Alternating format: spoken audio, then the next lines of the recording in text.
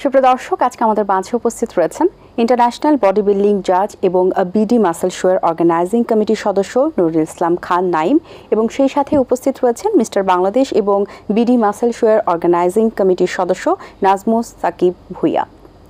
শুভ সকাল দুজনকে, কেমন আছেন? জি, ভালো আছি।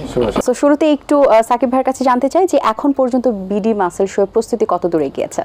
হ্যাঁ, আলহামদুলিল্লাহ আমাদের প্রস্তুতি মোটামুটি অনেক দূরে এগিয়ে গিয়েছে। আমাদের যেমন আমাদের যে মেইনলি আমাদের যে হল বুকিংয়ের জন্য যে প্লেস নির্ধারণ, যেমন আমাদের এবার কম্পিটিশনটা হচ্ছে বসুন্ধরা আইসিসিবির 4 নম্বর হল। আর আমাদের তাছাড়া আমাদের যে প্রস্তুতির ভিতরে মেইনলি হলো আমাদের যে স্পন্সরের ভিতরে আমরা খুব ভালো একটা সাড়া পেয়েছি। আমাদের বসুন্ধরা গ্রুপ আমাদের সাথে টাইটেল স্পন্সর এবং পাওয়ার্ড বাই স্পন্সর হিসেবে আছে। এছাড়া আরও অনেক গ্রুপ অফ কোম্পানি আমাদের সাথে এবার স্পন্সর হিসাবে আমাদের সাথে থাকছেন।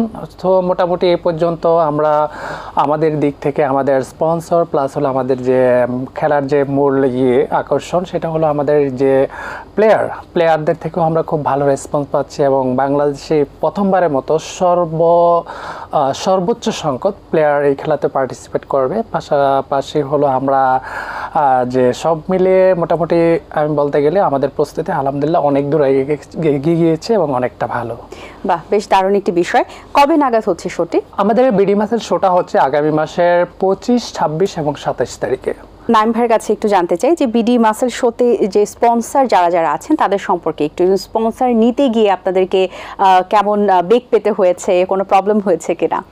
এইবার আমাদের সবচেয়ে ভালো বিষয় হলো স্পন্সরদের কাছে আমাদের যেতে হয় নাই, মানে আমরা একটু নক করলেই তারা মানে স্বতঃস্ফূর্তভাবেই সবাই আসছে এবং স্পন্সর আমরা দেখতেছি যারা আসতেছে আমরা অনেকজনের নিতেও পারতেছি না, আমাদের ওই ভ্যাকেন্সিটা নেই। কিন্তু এবার চমৎকার একটি বিষয়, আসলে স্পন্সর পাওয়াটাও একটা লাখের বিষয়। কিন্তু আমাদের এই খেলাটা এতই এখন মানে জনপ্রিয় হয়েছে, আর আমরা যেই বিডি মাসেল শো যেভাবে সাজাইছি সেটা সব স্পন্সররাই একটা ভালো দেখতেছে এবং সবাই মানে তাদের আসতেছে আমাদের কাছে। আচ্ছা, প্রস্তুতিটা অনেক দিন ধরেই চলছে, আমরা লাস্ট টাইমও এটা নিয়ে কথা বলেছিলাম আপনাদের দুজনের সাথেই। সো সেই সময়টা নিয়ে এখন যে মাঝে যে সময়টা পার হলো, একদম কাছে চলে এসেছে, সো অনুভূতিটা আসলে কেমন আপনাদের? আমাদের অনুভূতিটা অনেক ভালো, কারণ আমরা যেমন স্পন্সরও সারা পাচ্ছি, আবার প্লেয়ার যেমন মানে প্রবাসী প্লেয়ার, মানে প্রবাসী যারা থাকে, প্রবাসী বিভিন্ন জিমে তারা ব্যায়াম করে, তারাও কিন্তু এই খেলায় অংশগ্রহণ করবে এবং বাংলাদেশের মানে মফস্বল থেকেও মানে গ্রাম পর্যায়ের প্লেয়াররাও আমাদের কাছে নক করতেছে। অলরেডি অনেকে মানে আমাদের কাছে রেজিস্ট্রেশন করছে যে আমরা খেলা করব। তার মানে আমরা আশাবাদী 1500 পার্টিসিপেন্ট এই খেলা অংশগ্রহণ করবে। এটাই হবে বাংলাদেশের সর্বোচ্চ রেকর্ড। এবং অন্যান্য যে ইভেন্ট খেলাগুলো আছে যেমন বডি ক্রিকেট, ফুটবল, আমরা মনে করি এই খেলার বিডি মাসেল শোর মাধ্যমে তাদের সমপর্যায়ে আমরা যেতে পারবো। বাহ, সেম কোশ্চেন একটু আপনার কাছে জানতে চাই সাকিব ভাই, যে আপনার অনুভূতিটা আসলে কেন? আমরা যতদূর জানি পুরো প্ল্যানিংটাই আপনার ছিল। হ্যাঁ, আমাদের অ্যাকচুয়ালি আমাদের টোটালি 11 জনের একটা টিম আছে, সবাই বিডি মাসেলের জন্য খুব ভালো কাজ করতেছে এবং সবাই সবার দিক থেকে সর্বোচ্চটা চেষ্টা করতেছে, তার মধ্যে আমি একজন। তো এই খেলার অনুভূতিটা বলতে মানে আমরা খুবই এক্সাইটেড এই খেলাটা নিয়ে, কারণ বাংলাদেশের ইতিহাসে প্রথমবারের মতো এত সর্ববৃহৎ একটা মানে কম্পিটিশন আয়োজন করা হচ্ছে। যেমন এটাতে যদি বলি আমরা যে পার্টিসিপেট সংখ্যা, মানে এত সংখ্যক পার্টিসিপেট বা কোনো কম্পিটিশনে বাংলাদেশে হয় না। পাশাপাশি হলো আপনার যেটা ধরতেছি আমরা প্রাইজ অ্যাওয়ার্ড, মানে বাংলাদেশের ইতিহাসে আমার মনে হয় মানে অন্য কোনো স্পোর্টসও এত বড় সংখ্যক প্রাইজ অ্যাওয়ার্ড দেওয়া হয় না। যেমন আমাদের এখানে টোটাল প্রাইজই 1 কোটি টাকার মতো। আমরা এখানে 22টা বাইক দিচ্ছি, তারপর হলো আপনার একটা ব্র্যান্ড নিউ গাড়ি দিচ্ছি 15 সিসি, তারপর হলো এছাড়া আমাদের আরও বিশাল একটা অ্যামাউন্টের আপনার প্রাইজ অ্যাওয়ার্ড থাকতেছে। সো আমরা আসলে সবাই এক্সাইটেড এই কম্পিটিশনটা নিয়ে। পাশাপাশি আমাদের যে প্রোগ্রাম প্ল্যানিং টোটালি ডিফারেন্ট। আর কি ইভেন্ট এখানে অ্যাড হয়েছে? নতুন 2টা ইভেন্ট যোগ হয়েছে। আমাদের আগে ইভেন্ট ছিল বডি বিল্ডিং এবং মেন ফিজিক এবং ক্লাসিক ফিজিক, এই 3টে ইভেন্ট ছিল। আমরা এবার নতুন 2টা ইভেন্ট অ্যাড করেছি। এটা হলো আপনার ডেনিমস জিন্স আর একটা হলো আপনার ফিমেল ফিট মডেল। আর ফিমেল ফিট মডেলটা এবার আমরা টোটালি নতুনভাবে শুরু করতেছি বাংলাদেশের কালচারের সাথে যায় বাংলা আমাদের ওইরকম ড্রেস আপ দিয়ে এবং টোটালি একটু ভিন্ন ধর্মীভাবে ফিমেলদের জন্য এই কম্পিটিশনটা আমরা অ্যারেঞ্জ করেছি। কারণ হলো আমাদের বাংলাদেশে এখন বর্তমানে সব মেয়েরাই কিন্তু জিম ফ্রিক এবং সবাই কিন্তু জিমে যাচ্ছে এবং তারা কিন্তু তাদের ফিটনেস নিয়ে সচেতন। তো তাদেরকে আরো বেশি উদ্বুদ্ধ করার জন্য, তাদেরকে আরো বেশি ইন্সপায়ার করার জন্য আমরা এই ফিমেল ফিট মডেল ক্যাটাগরিটা অ্যাড করেছি এবং আমরা খুব ভালো সাড়া পাচ্ছি। নাইম ভাই, কেমন মেয়েদের যে অংশগ্রহণের কথা উনি বলছিলেন আমরা দেখতে পারবো, কিন্তু আপনার কাছে কি মনে হয় মেয়েদের স্বতঃস্ফূর্তভাবে কি অংশগ্রহণটা আছে কিনা, বা এই যে নারীদের এগিয়ে যাওয়ার যে ব্যাপারটা আরেকটা ধাপ কি এগিয়ে গেল কিনা? আসলে মেয়েদের তো আমরা প্রথমে যখন শুরু করেছি মেয়েদের নিয়ে আমরা করিনি, কিন্তু মেয়েরা যা আমাদেরকে নক করেছে যে আমাদের জন্য কেন না, অবশ্যই এটা নক করারই বিষয়। এবং আমাদের যে এক্স প্লেয়াররা ছিল মেয়ে ইভেন্টের, তারাও আমাদের নক করেছে। নক করার কারণেই আমরা দিতে বাধ্য হয়েছি যে মেয়েদের জন্য কিছু একটা করি। আর এখন দেখা যাচ্ছে মেয়েরা প্রচুর সংখ্যক মেয়ে এখানে অংশগ্রহণ করবে। তবে এই মেয়েদের এই ড্রেস কোডটা থাকবে আমাদের বাংলাদেশি ভার্সন হিসেবে। আমরা একটা নতুন ভার্সন দিয়েছি, যেটা মানে ইন্টারন্যাশনালভাবে যেই ভার্সনটা থাকে সেটার একটু ব্যতিক্রম করছি আমরা, যাতে যেহেতু বাংলাদেশের একটা কিরকম ব্যতিক্রম থাকছে, মানে ড্রেসটা তাদের ফুল কস্টিউম থাকতেছে, পুরো শরীরে ফুল কস্টিউম, কোনো মানে খালি থাকতেছে না আর কি, যেটা আমরা আসলে ইন্টারন্যাশনাল লেভেলে দেখতে পারি সেরকম আপনারা চিন্তা না করে আপনারা দেশীয় ভাবে আসলে চিন্তা আমরা দিয়েছি আর কি। তাই এইটা হলে সব মেয়েরাই পার্টিসিপেট করতে পারবে। আসলে মেয়েদের আসলে ড্রেসের একটু বাধা থাকে, যেটা আমরা সচরাচর দেখে থাকি, ইন্টারন্যাশনাল লেভেলেও আমরা দেখে থাকি।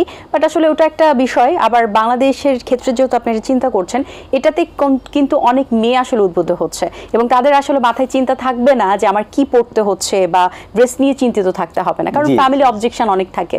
সেটাই, এই জন্য আমরা ফিট মডেল খেলাটাই এখানে দিয়েছি। তবে আমরা কিন্তু বাধ্য হয়েছি এটা দিতে দেওয়ার জন্য।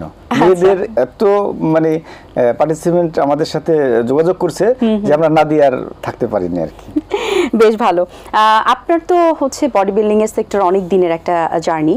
আপনার কেন মনে হলো না যে আপনি এখানে পার্টিসিপেট করবেন? আমরা জানি যে আপনি পুরোটা অর্গানাইজ করেছেন, বাট হয়তো বা আপনাকে অনেকেই বলেছে যে আপনি কেন এখানে অংশগ্রহণ করছেন না, সো সেটা নিয়ে একটু জানতে চাই। অ্যাকচুয়ালি মানে কোনো একটা ইন্ডাস্ট্রি আগায় নিতে হলে কিন্তু যার জায়গা থেকে সে এগিয়ে আসতে হবে।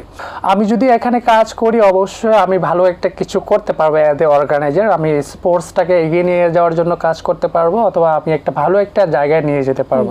দ্যাটস ওয়াই আমি চিন্তা করলাম যে আমি এক বছর আমি টোটালি আমি পার্টিসিপেট করবো না, আমি কম্পিটিশন করবো না, আমি অফ দিয়ে জাস্ট হলো আমি একটু এটা এগিয়ে নেওয়ার জন্য কাজ করি। দ্যাটস ওই প্ল্যানিং থেকে আসলে আমার এই অর্গানাইজিংয়ে আসা। আর এজন্যই মূলত চাচ্ছি যে এই বছরের ভিতরে ইনশাল্লাহ এটা বডি বিল্ডিংটাকে ভালো একটা জায়গায় নিয়ে যাওয়ার জন্য। বডি বিল্ডিং সেক্টরটাতে আমরা একটা সময়ে কিন্তু অনেক আগে থেকে যদি দেখি খুব একটা রমরমা ছিল না। এখন এই ধরনের কম্পিটিশনগুলো যে রমরমা অবস্থা তৈরি করছে, এবং স্পেশালি যদি আমি বলি প্রাইজ মানিটার কথা, যে 1 কোটি টাকা, ইটস বিগ অ্যামাউন্ট। সো সেই জায়গা থেকে সবারই নজর কেড়েছে। কি আশা প্রত্যাশা করছেন আসলে এই কম্পিটিশনের পরে আগামীতে আর কি বেনিফিটেড হবে আসলে বডি বিল্ডিং সেক্টরটা? আসলে বডি বিল্ডিং একটা ইভেন্ট, এমন একটা ইভেন্ট যেটা অনেক খরচ হয়। একটা প্লেয়ারের অনেক টাকা খরচ হয়ে থাকে। মানে মোটামুটি একটা প্লেয়ারকে 5 থেকে 7 লাখ টাকা তাকে ব্যয় করতে হয় একটা কম্পিটিশনে অংশগ্রহণ করার জন্য, যারা ভালো অ্যাথলেট 1 থেকে 6-এর মধ্যে থাকবে এরকম অ্যাথলেট।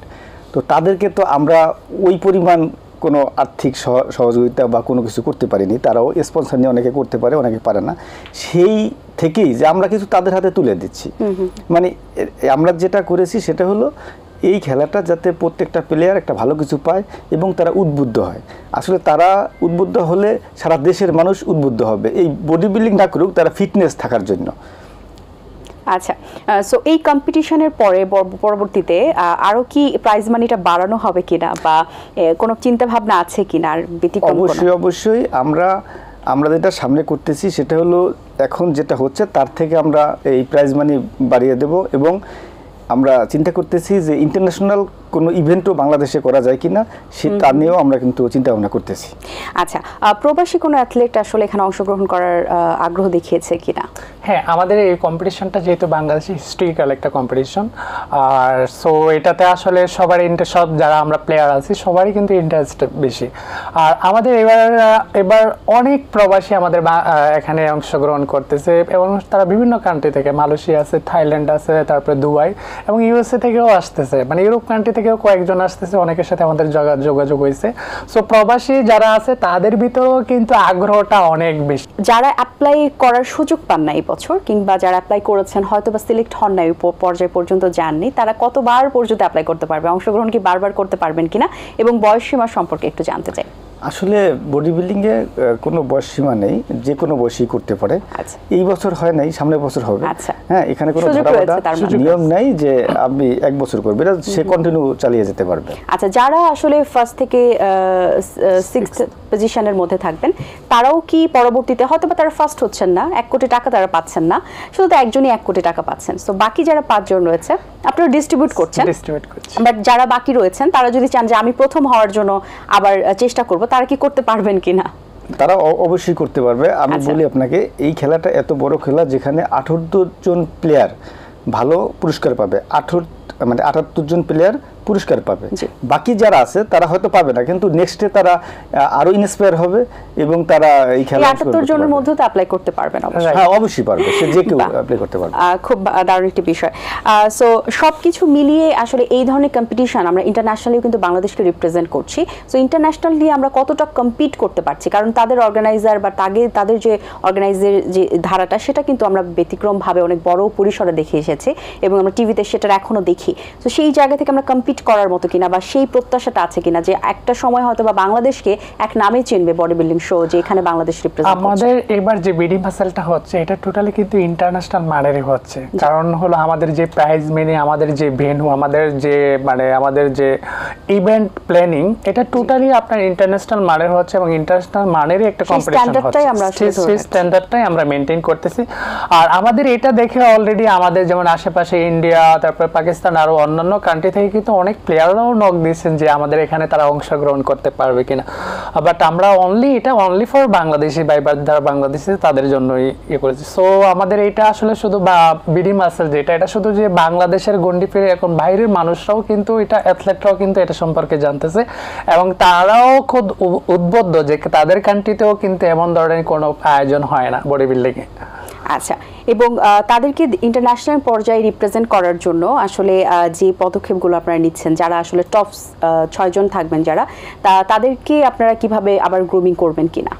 আমরা যদি যারা মানে ভালো রেজাল্ট করবে 1 থেকে 3 পর্যন্ত আমরা আশা করতেছি, 1 থেকে 3 যারা হবে তাদের মধ্য থেকে, সবার মধ্য থেকে আবার আমরা একটা মানে জাজিং করে যারা মানে সিলেক্ট হয় আমরা বাইরেও পাঠানোর জন্য আমরা এটা ব্যবস্থা করব ইনশাআল্লাহ। এছাড়া আমাদের আরেকটা প্ল্যান আছে, আমরা অলরেডি বাইরে কথা বলেছি, কারণ আমরা দেখা যায় নিজ থেকে খরচ করে বাইরে পাঠাতে চাইলে ইন্টারন্যাশনাল কম্পিটিশনে অংশগ্রহণ করার জন্য আমরা কিন্তু বেশি সংখ্যক প্লেয়ারকে পারবো না, কারণ এখানে একটা বিশাল একটা খরচের ব্যাপার আছে। আমরা চাচ্ছি যে বাংলাদেশি ইন্টারন্যাশনাল কম্পিটিশন হবে, এজন্য আমাদের অলরেডি কথা বলা শেষ এবং সবকিছু আমাদের অলমোস্ট কাছাকাছি ফাইনাল, এবং হোপফুলি আমরা খুব তাড়াতাড়ি বাংলাদেশি ইন্টারন্যাশনাল কম্পিটিশন আয়োজন করতে পারবো। তাহলে যদি আমাদের বাংলাদেশি ইন্টারন্যাশনাল কম্পিটিশনটা চলে আসে তাহলে আমাদের সব প্লেয়াররাই কিন্তু অংশগ্রহণ করার সুযোগ থাকে। সো আমরা চাচ্ছি যে আমাদের প্লেয়াররা বাইরে যাবে না, বাইরের প্লেয়াররা আমাদের বাংলাদেশে আসবে খেলার জন্য। হ্যাঁ, খুব সুন্দর একটি পরিকল্পনা। আমাদের বাংলাদেশে তো বডি বিল্ডিং ফেডারেশনও রয়েছে, সেটি নিয়ে আসলে কি মতামত রয়েছে বা সেটি কিভাবে কাজ করছে বা এটি নিয়ে কি পরিকল্পনা? হ্যাঁ, আমাদের যে বর্তমান যে বডি বিল্ডিং ফেডারেশন এটা খুব রিসেন্টলি আপনার গঠিত হয়েছে এবং তারাও খুব রিসেন্টলি একটা কম্পিটিশন দিচ্ছেন জুন মাসের মিস্টার ঢাকা। তারাও কাজ করতেছেন বডি বিল্ডিংটাকে এগিয়ে নেওয়ার জন্য এবং তারাও খুব এটা নিয়ে আমাদের সাথেও তাদের কানেক্টেড এবং তারাও খুব আশাবাদী যে আমাদের সাথে সবাই আমরা একসাথে বাংলাদেশ বডি বিল্ডিংটাকে ভালো একটা জায়গায় নিয়ে যেতে পারবো। আর আরেকটা কথা যেটা আমি বলতে চাচ্ছি সেটা হলো আমরা যে বিডি মাসেল শো খেলাটা করতে যাচ্ছি সেটা এত ইন্টারন্যাশনাল মানের করার কারণ হলো আমরা বিশ্বকে দেখাইতে চাচ্ছি, মানে আইএফবিবি বা আইএফবিবি প্রো লিগ যেই এদের এই সংস্থাকে দেখাতে চাচ্ছি যে আমরাও বাংলাদেশে মানে বিশ্বমানের খেলা করতে পারি। আমাদেরকে তোমরা এই খেলাটা আয়োজন করতে সুযোগ দাও। এই জন্য আমরা এই বিডি মাসেল শো ভালোভাবে করতে যাচ্ছি, যেটা ইন্টারন্যাশনাল মানের।